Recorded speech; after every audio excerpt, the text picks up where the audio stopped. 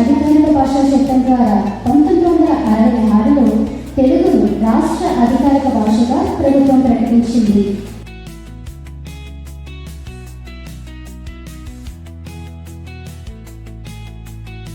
కళ్ళజోడు ఉందని కళ్ళు పొడుచుకుంటామా?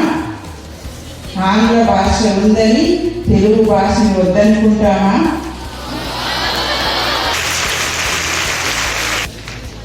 జీతం కోసం పరభాష, జీవితం కోసం అమ్మ భాష.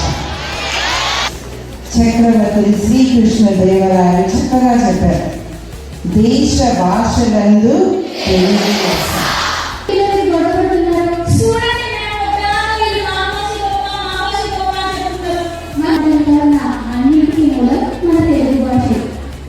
తెలంగాణ, రాయలసీమ, కోస్తాంధ్ర, శ్రీకాకుళం జిల్లాల మాటల వేరైన మనమంతా తెలుగువారని అంటున్న మన విద్యార్థుల అభినయాన్ని తెలిపిద్దాం.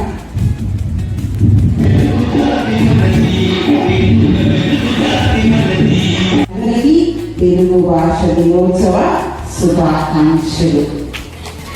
ధన్యవాదాలు.